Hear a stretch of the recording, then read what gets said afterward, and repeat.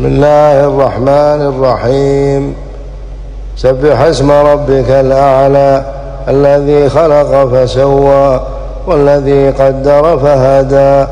والذي أخرج المرعى فجعله غثاء أحوى سنقرئك فلا تنسى إلا ما شاء الله إنه يعلم الجهر وما يخفى ونيسرك لليسرى فذكر إن نفعت الذكرى سيذكر من يخشى ويتجنبها الأشقى الذي يصلى النار الكبرى ثم لا يموت فيها ولا يحيا قد أفلح من تزكى وذكر اسم ربه فصلى بل تؤثرون الحياة الدنيا والآخرة خير وأبقى إن هذا لفي الصحف الأولى صحف إبراهيم وموسى.